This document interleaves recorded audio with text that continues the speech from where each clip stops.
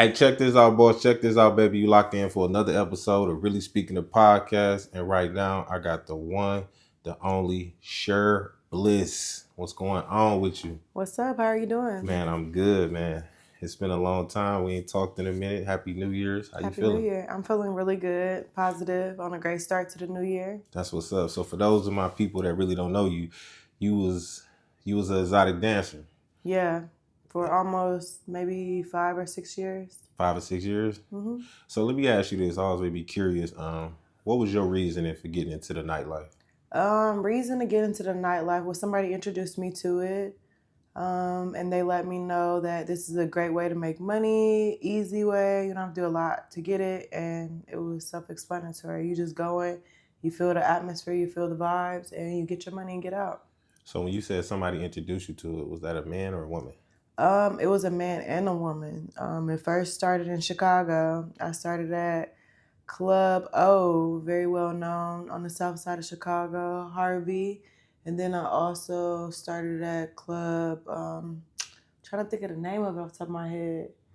I want to say The Box is what it was called. So it was The Box first, and then it was called something else. Then it got closed down. Then they went to Club O in Chicago, south Mm. side.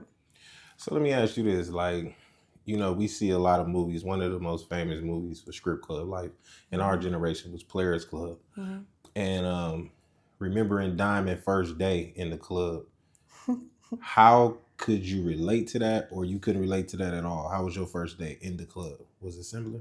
Well, I'm a go getter, so I would relate a little bit for just being standoffish. Okay. I was very standoffish when it came to like meeting people, going up to people, and randomly talking to people.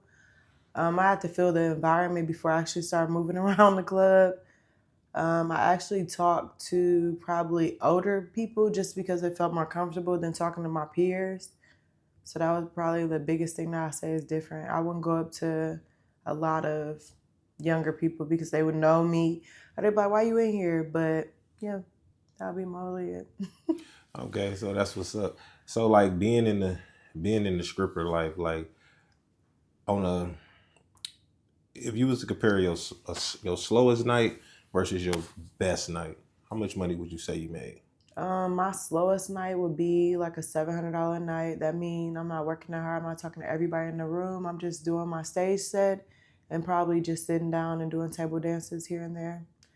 My busiest night would be, I think I started really hitting my busiest night when I went to Detroit and I learned the atmosphere of Detroit where you really just got to sit at a table, greet people, get to know people, talk to them, tell them your name, tell them where you're from, tell them what your goals and ambitions are. And then whatever come on that table, whatever hit that floor, whatever is in that area, make that money. You split a bag with 4 to 5 girls. Sometimes it just be two. I think my largest night in one night would have to be like 17,000.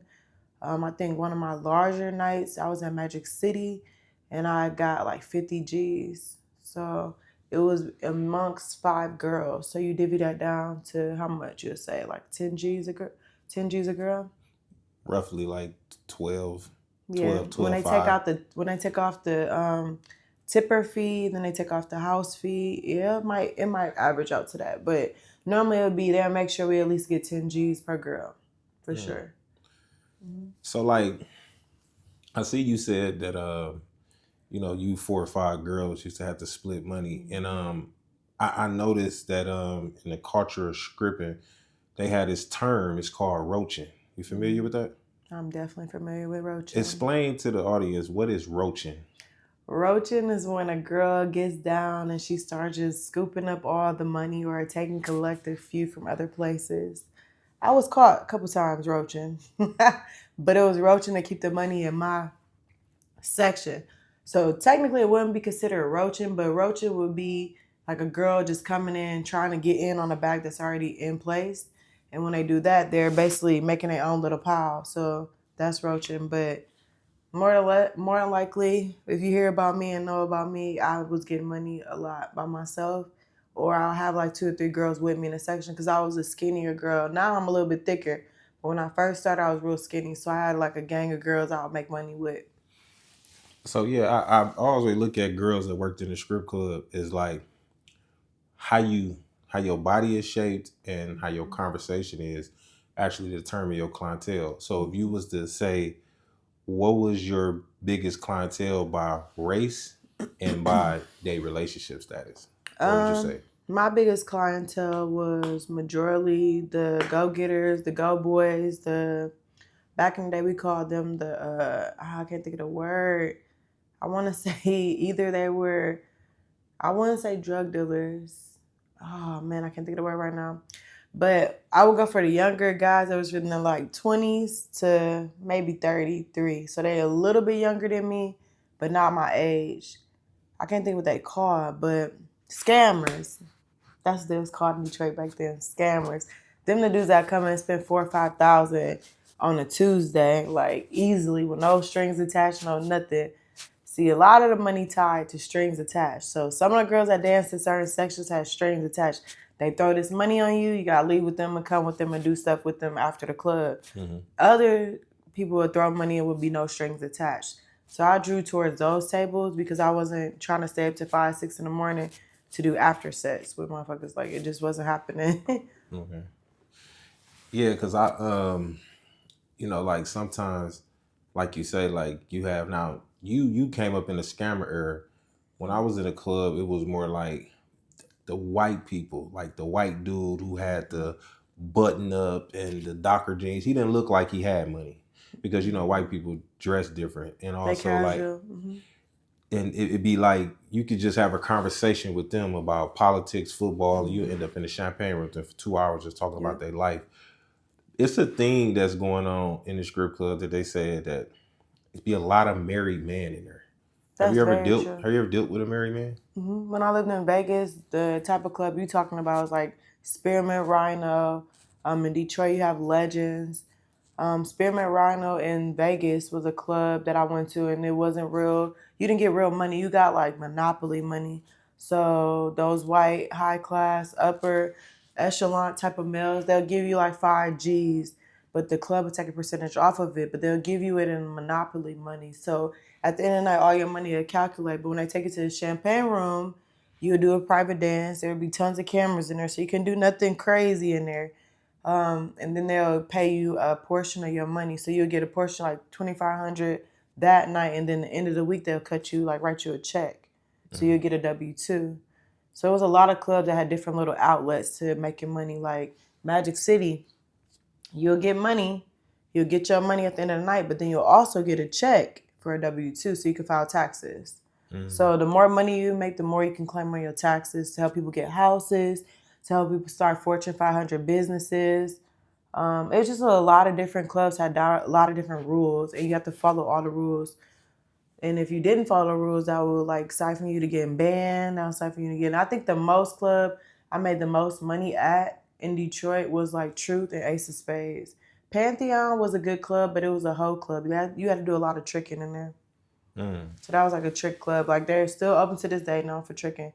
But yeah, I got banned from a couple clubs because they were like, you getting too much money. You're not trying to pay no extra fees, no back end. Like, no. They're like, you making too much money. Like I think in Pantheon in a day I probably made like maybe 2,000-3,000 in one day, and it was a slow day. People just kept wanting dances. Like it was just so easy. When they make it rain, and that's another thing how roaches started. Like you could be in a section and they make it rain and somebody gets to throw money on you and you're not even in that section. So now you're creating a confliction with girls that's in the section. So they throw money over here. They're like, oh, you're roaching. You can't roach if they throwing the money directly at you. So you know what? And that happens a lot. One day I was in the club and I peeped something that was crazy. I knew this girl that didn't like this other girl. And I think my homie, he had like a G worth of one. So he had this one girl over there. And he threw about 700 on her. I probably had like $200 in my hand. The girl that didn't like her pushed up on me. And at the time, I didn't really understand it. So I threw my little 200. And then at the end of the night, the girl was arguing with her to bust down that whole 1,200, where the girl got 700 out of dude on the floor before she even got over there. Like, what is the rules to that? Like, have you ever like been in a situation where a girl try to get in on your money? Like when you in a club, and how do that supposed to handle? Like, do every club got different house rules or how this go? Well, there's no real house rules to the game, but there is called stripper etiquettes. Stripper etiquettes come into where you see money on the floor, you just don't walk in somebody's bag and try to mooch. But the new age, after like maybe 2000s, the stripper etiquettes went out the door. It was like people wouldn't give a care. They sitting up there bringing money, throwing money, dudes throwing money everywhere. Everybody just making their own little piles. Like the stripper etiquettes got cut in the 2000s for sure. Like literally 2000s, maybe a little bit after the 2000s, but that stripper etiquette got cut short real fast because everybody was on the I get it, I need to get it, I need to get my money, I need to get back. And a lot of girls in 2000s, from 2000s to 2010, a lot of girls had pimps. So if they didn't get a certain amount of money by the end of the night, they was getting their ass beat. So I never fought in that spectrum of females because I always did it by myself. But you know when a girl didn't come to work the next day that she got her ass beat because she ain't making the. So when you was dancing, you never had a boyfriend during that time? No, I didn't have a boyfriend. I had a significant other, but he was like just a OG. Like he wasn't a boyfriend. No, he wasn't a boyfriend. He wouldn't even be. He was really one of my tricks. One of my tricks. Literally, he turned into a really close friend. He was like a protector because he was in the game. I guess you say in the streets. So by me being in Detroit and how I last so long without having a boyfriend is because I had somebody that was over it who damn near ran the city. So I don't want to get too detailed into that, but yeah. Right. So during your run of scripting, what years was this? You said 6 years. What was years that? It was 2018, 2019, 2020, 2021, 2022. And yeah, I would say 2017 is when I really started like really playing in the streets. 2017, like this summer.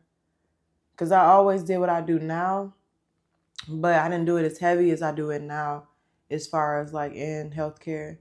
But yeah, I always kept it. I've been in healthcare since 15. But I wanted more money and I had a kid I was raising and I wanted to travel. I had all these ambitions and I completed and fulfilled all my ambitions on what I wanted to do, but I didn't do two of the three things that I wanted to do. And that would be get a house. I didn't purchase a house. I did a lot of trips, but I didn't purchase a house. I should have put money on the house.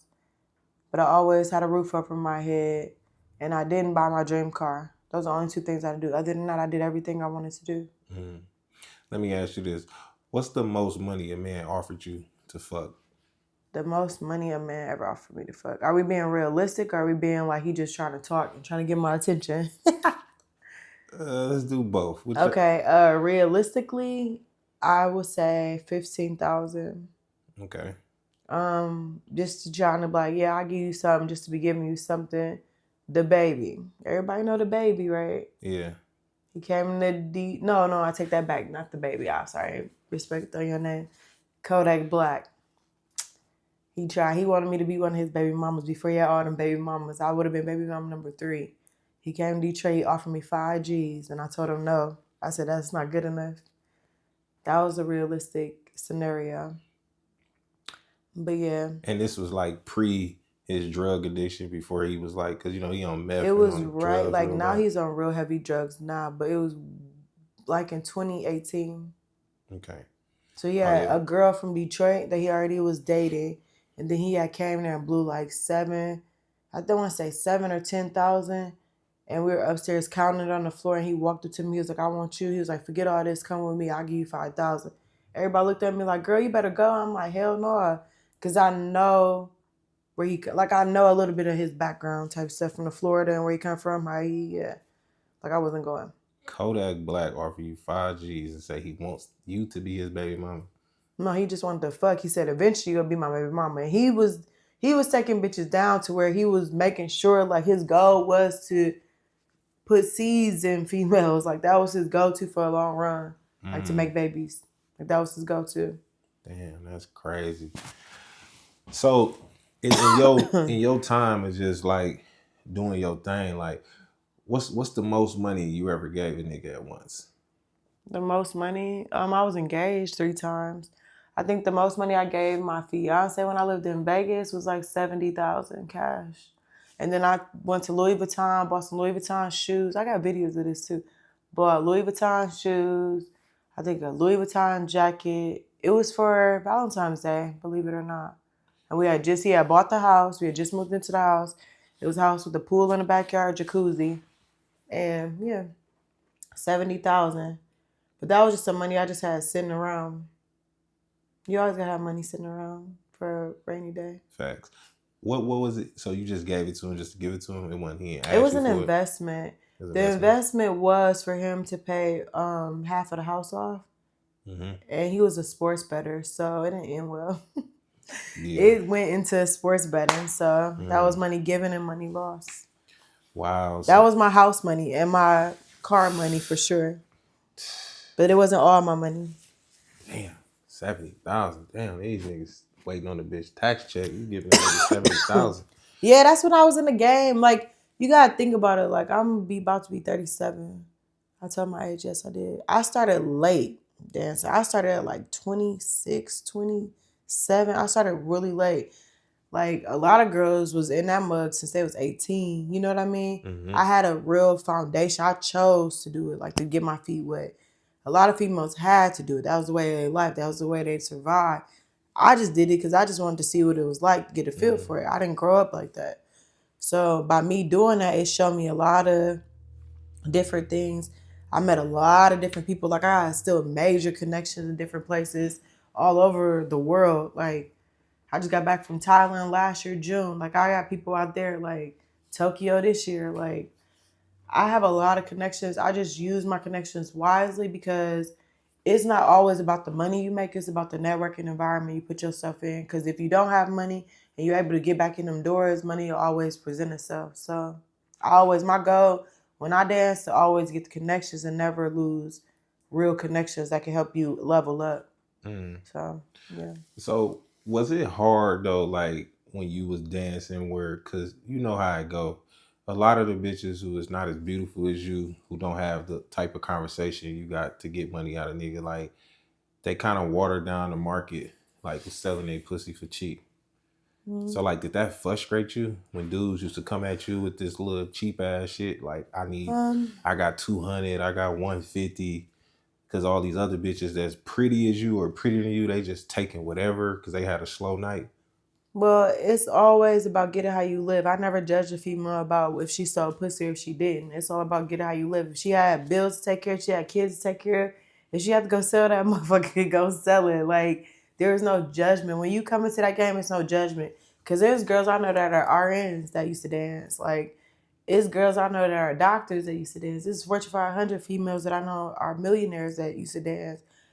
It's girls I know that are celebrities that used to dance. Used to be right next to them. Like, there's nothing that I would say I would shun a girl or be like, oh, you horrible female, you sold pussy. That's what she chose. That she felt confident enough to sell her pussy to make some money. I wasn't going for that because I was scared. So I don't know. If I did do it or if I didn't do it, it was always in the back of my head. So I chose not to do it. Okay. Because it's a risk factor. It's the risk factor in Detroit is so high. That is scary. It's worse than Milwaukee. Wow. And Atlanta 10 times worse. Yeah. So that's understandable. So like, before we leave the stripper conversation, I just want to know, like, it seems like it's a trend of women that go from dancing to like strictly RN. Like, why is that the career choice for most women that lead the stripper industry? Well, anything in the medical field, because we've seen stuff so much firsthand as far as different things and know of a lot of people that deal with a lot of issues. Because a lot of people come to strip clubs with issues. So we feel like the way makers, we can help make things happen, make people feel better. So a lot of women feel like, oh, I can go into healthcare because I was already a foot in the door of helping somebody, taking care of somebody, making sure they feel good. Why not do it in nursing? And nursing is the most cheapest and easiest way to get into healthcare. It sounds expensive when they start going to school, but it's really cheap. If you could put 60, 70,000 away, you could pay your way through nursing school and get grant money. It's so cheap. It's an easy gateway. So How was your family?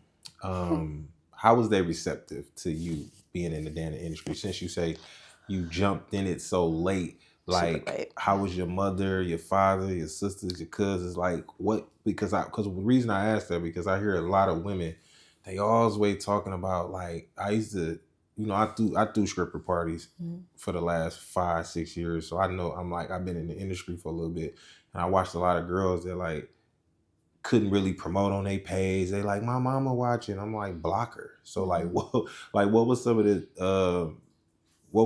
the things you was getting from your family when they found out you was dancing? Well, some things I was getting is shunned, black sheep energy. Okay. Just for the simple fact my mother was in law enforcement. So it made me more of a high risk dancer, especially traveling alone in different states. Mm-hmm. My mom was a high risk. It was high risk for me, dangerous for me. But I did it because I liked it, and they had no reason or no choice. I would buy nice luxury gifts, so they didn't really care. They more cared about my safety. Okay. And then once my mom retired, it was like all go. I can do anything I want. So I started traveling more south. So I started going to like Tampa, Miami, Atlanta. Like I started going that way, and that's when I really got into getting a real bag. And that's the real bag really came from Atlanta. Like Detroit, it was good and dandy, but they was selling too much pussy for me. So when I went to Atlanta, it was a whole different world. But you have to be careful because, as you say, I'm a pretty girl, so I started dating a celebrity, and you can get easily wound up into dating celebrities and thinking it's sweet. Oh, you And dated a obviously, celebrity? Who? I dated a celebrity in Atlanta. Oh, you gonna leave us like that? Who is this dude? I dated a celebrity in Atlanta. It's a lot of celebrities in Atlanta. It sure is. You said Kodak Black name freely. Kodak Black because he's not from Atlanta. So it's gonna be a mystery, huh? It could be a Okay. mystery, or I could tell you who I dated. Tell me. You really want to know? Yes. He's older. You wouldn't even know who he How is. you know? I'm older. His name is one of the franchise boys. Oh, you talking about he doing this thing now. He like doing podcasts and he be doing interviews and stuff. Do he? He decided that now? What's his name? I know his government named Jamal. One of the franchise boys. I forgot his name. Dog, I forgot his name. His name is Pimpin'. Pimpin'? Mm-hmm. Pimpin' out of the franchise boys? Mm-hmm. There's only 2 of them. It was 3. So hold on. What? When did y'all start dating? We dated in 2020 to 2021. So you had a relationship. His name, oh yeah, a real strong relationship. He was very committed to me. Very much so committed to me. Wow. But it didn't end well because I got too aggressive. If I would have kept my head on straight and did not get so aggressive, I probably would have been a celebrity by now. Oh, I thought you was talking about Parlay. No, Parlay is the other one. Yeah, Parlay. Parlay is dark skinned. Yep. Pimpin' is brown. Brown skinned. And then I got to meet a lot. Like I got invited to a lot of different parties. Wow. So you dated Pimpin' out of the franchise boys. That's crazy. Then that was for a year. That was a year and a half. So how was that though? Like, was it kind of like, was it a normal thing for you? Like, some women can be with a man who got status and that really doesn't bother them. It's just like, it is what it is. But obviously you're a beautiful woman and, anybody would be happy to have you by their side. So I'm just trying to figure out what was that like dating a celebrity for that year? Like, did y'all go out? Did you meet his family? Did you meet his boys? Did y'all went to parties? Like, how was that vibe? It was a great vibe. We did everything you can imagine a couple could do, but it was more or less very partyish. Like everything was a party. Everything was a party. And like you was still in the game, right, at the time? He was helping me get out of it in a way. He was telling me there's more to life than just that. Like, stack my money, keep my money, do this, do that. And I chose to just, like, man, say F him and just keep doing the dancing thing. So, yeah, he was showing me ways out. I mean, he's friends with a lot of different celebrities. His best friend is Monica. It's just a lot of people I got to meet. I met Jermaine Dupri. I mean, I met so many people. Bow Wow. Like, it's just so many people that I'm still to this day cool with. It's interesting to know that I had an option to get out. I chose to stay in. And they showed me how to get out. Like, they showed me different avenues. Like, a lot of stuff people are doing now, they already showed me that before people start doing it. That makes sense. Mm-hmm. Like, the podcast stuff, they was already doing that behind the scenes. They just wasn't publicly exposing it. He knew about the TikTok stuff way before. He knew his music was eventually going to recycle back into the genre, like Lean With It, Rock With It. I can't think of other songs right now because I'm brain. Yeah, White Tee. White Tee, yeah. All those songs regenerated back into TikTok. So that made him, it started making him revenue, started getting him Grammys. Like, he told me all this stuff before it happened. I'm just like, yeah, whatever, you're old. You're not going to be this, you're not going to be that. And I didn't believe in his upbringing or his success. Like, he did a lot of stuff in the past, but his success rekindled itself. So it was like after he got done with me, everything just started happening. And I was proud of him. I was happy for him. It's just I should never reacted the way I did. We was in Cancun. I got mad at him. I paid for everything. And he was just going off at the mouth, and I just popped him and shit. And I ended everything. Yeah, he was planning on marrying me. He loved me. Like, it was serious. Like, serious. Like, before Baddie started, before Jocelyn Hernandez started, I was told about that shit all before it came about. So, like, Jocelyn Hernandez came to Atlanta. She was talking to Natalie about it. And Natalie asked me, we was in the after set, and asked me why she was throwing money and shit. She was like, have you ever thought about being a baddie? I'm like, what do you mean? She was like, I'm about to start this reality TV show. I'm like, yeah, I don't want to be on TV no more. She was like, no, I think you'll be a good fit. And, like, right when I said no, then me and him broke up. Next thing I know, Baddies came out. So all of that stuff was already in pre-talk, and they made it come to light. Like, it was already coming. I don't want that. I was like, let me steer somebody else in that direction and do that shit. I don't want that image. Like, it's certain images I would take. I didn't really even want the dancing image, but it came about, and it came about in a good way. It taught me a good lesson. It taught me always to be a hustler no matter what I'm doing. So it's crazy too, because damn, you didn't believe in my boy, and he took us. Sometimes you gotta just believe. I did believe. I was invested. I invested in him, financially invested in him. So he got my back end coming soon. But yeah. So I want to get to something that's crazy. What? About how old is the twins now? They're 1 year old. So I remember a little bit over 18 months ago, you had invited me to your baby shower. I sure did. And if I would have knew today what I knew now, my ass wouldn't have came. But I came. You did. We took a picture of me holding your belly. Yeah. From like the from the back or the side or whatever. The side. And when I posted that damn picture, everybody thought you was a baby daddy. Everybody thought I was a baby daddy. Why did you let me do that? Well, honestly, my testosterone was very high. I had 2 boys, so I was just ready to get it over with because the day was crazy by itself alone. But so why did you invite me? I invited everybody. I went crazy put the tea out here right now. The tea is I was dating a really nice guy, and he was a great guy. I still talk to him to this day. And he wasn't the dad. So the tea was he wasn't the dad. He was mad as fuck. He paid like 3 G's to the baby shower. The baby shower was epic.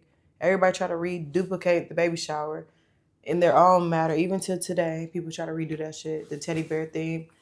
And the baby daddy, he was not the baby daddy. The baby daddy was another guy. And the other guy that was the baby daddy, like, slithered his way into getting with me. Like, finessed his play. That nigga was not happy that I was there. He was like, who the fuck is this nigga? No, he didn't know who you was. Because I invited people from my Facebook. I invited people from Instagram. For some reason, it was something like I was pregnant. I was so excited. I'm like, you want to come to my baby shower? Like, I'm very inviting. Right. And that's what celebrities tell me not to be. so inviting, because that's how you get your energy stolen, by being so nice, inviting Mm. people, steal energy off of you. But yeah, I invited you, and then all hell broke loose after we found out that he wasn't the father. We did the DNA test for both of them. We found out he wasn't the father, and we found out who the father was. He put me through hell, and it continuated. Mm-hmm. It was like a ripple effect, a domino effect. I started losing real close friends I've been with for years, females, males, it didn't matter. Next thing I know, I started going to jail 2 or 3 times last year. Baby daddy said I beat him up. Didn't beat him up. He was fighting me. And restraining orders started happening.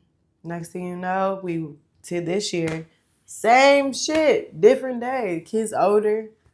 He's working with my mother, trying to get my kids taken away. CPS getting involved. Like Yeah, it just speaking of, was a yeah, major ripple that's effect. crazy because I was finna say that. Like I seen that it was a situation where the father of your twins had an opportunity that he took advantage of and ended up getting your twins. Mm-hmm. And from what I understand and what I was told, your mother and him came Yeah, together they had to. It was no other to way. call CPS and take your kids. Take us through that, like losing your Um, twins.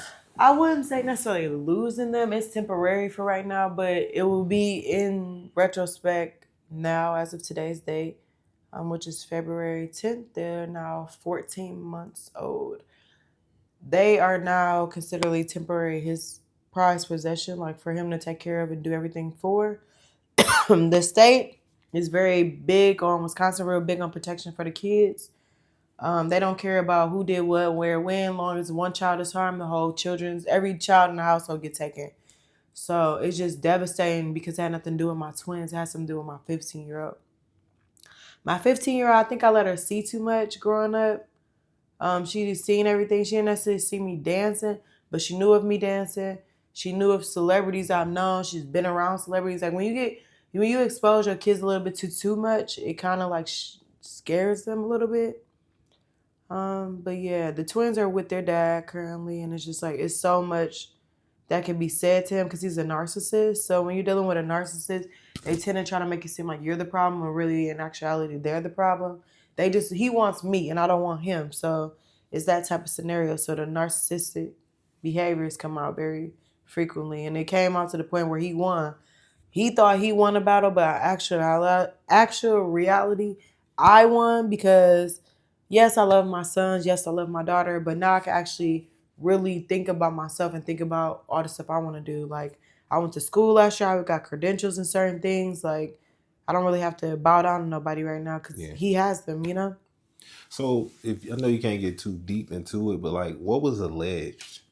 What was something that was alleged that why they? Just child abuse. Child abuse to the point where me hurting my daughter. And then also neglect, me leaving my kids while I go to work. Now, mind you, my daughter's 15, my kids are 1, they're at home. So how is that neglect? Mm, yeah, I feel like It's not neglect. I feel like a 15-year-old can watch Yeah, some it's 14 kids. and up. Yeah, I feel like a 15-year-old can watch kids. I understand that. I, you spoke on something that was very important because I grew up in that same era where the parents said, "Do as I say, not as I see," and that Mm-hmm. never worked with us. And I be trying to tell women all the time, even though it seems harmless sometimes, but you spoke to that, and it's like so important for us to understand like how important it is for you to Be a good not example. not do any things in front of your kid because there's a Mm-hmm. lot of kids today that's just like I be going to my daughter's school, man, and I be seeing kids talk to these teachers a certain way, and then I see their parents, and then I see why because their parents Mm-hmm. are talking in the same tone. So like I think the lesson always be like you have to like shun yourself. Because I remember when my mom used to leave and I used to be like, "Mom, where you going?" She like to see a man about a dog. I knew that was to mind my business. Mm-hmm. But nowadays kids are so nosy and they want to Mm-hmm. know everything. They want to see everything. And it's just very unfortunate because I think when it's time for you to actually be a parent, that's when the kids go against you and they they Mm-hmm. they speak to you in ways where you like, hold on, I'm still your mama, but at the end of the day, you have set this precedent were you more like her friend versus her mother? And I And that's think, crazy you say that because my daughter is the opposite. So she's very respectful to strangers, very cool to strangers. But at the end of the day, to me, she's completely rebellious and hard headed. Like if they talk about my daughter at school, oh no, she would never do that. That's not her. That's not her. I'm like, yeah, she don't like to do this. My biggest thing in my household is making sure the house is clean. Clean out dishes, sweep the floor, clean your room. That's it. Nothing more, nothing less. But yeah, that's about it. But they wow, actually don't have any real allegations. The allegations really come from all allegations from other people. Like they don't have no proof that I did anything. They have it's all allegations. By okay, allegations being upheld against me, they have to take in consideration, look at everything, look at all the fine facts and stuff like that. So it's like a trial and error. okay. Yeah, I ain't gonna lie, you got some beautiful twins, and like I say, I just really hope the best for them. And Everybody want my kids. Like that's another thing. Like their dad is such a public figure that everybody wants my kids. So imagine your kids out in a public venue, everybody trying to hold my kids. That's all those negative energies coming through my children. Like I'm a very spiritual person. A lot of things that I've seen people do, die, live, whatever, it's all been spiritual. Like we're fighting what do they call it, spiritual warfare right now. So there's a lot of different things that's happening to people, and it's happening because people are allowing too many energies to intersect into their life. that's crazy. It's deep. It's deeper than I can say. I don't want to tell too much, Right. but it's deep. I I People I, are not waking up, I and I'm definitely woke. I definitely always gonna wish you the best during this journey, and I pray for you and your situation and your children, because like I say, they got a wonderful mother, and I just feel like we all collectively make mistakes, and I just think we need more support from each other. Because what I learned is that black people, we became like the new KKK. Like we hate Killing each our other own. so much, and we killing our own at a high volume, where the white man can just sit back and laugh. Now they don't have to come through the neighborhood with the hoods and burn our houses up. We burning each other down, and I just feel like at a time like this where all this negative stuff can be coming left and right with temporarily losing your kids in placement. I mean, that's not a great feeling, but overall, what I'm saying, you got my support. Really speaking, we really collectively all vibe with you, and I just want what's best for the kids, and hopefully, it's gonna take your daughter at her age right now. I just feel like, man, she done had periods. She probably had a boyfriend. It's just like She don't talk to me, so I don't know what she she gonna have she got to go through this trial and error, and it's gonna take a while for her know to about the really personal things, but understand. But yeah, yeah. I really appreciate you for keeping it real, man. We got a lot of good stuff, and man, There's more to come. It needs to be a two I because he definitely, didn't give it a lot of questions asked. We kept it really yeah, we short, keep it short and short sweet. and sweet. Because I mean, we give the fans something we can build, and we can bring you back. If y'all Yeah, want more, just tell them. yeah, I got you for Because I sure. got a lot more. Mm-hmm. Don't Yes, ask me about Diddy parties. No, I can't disclose that information. right. I am Sharbliss. Thank you, the beautiful, the lovely Sharbliss. Sharbliss. Peace.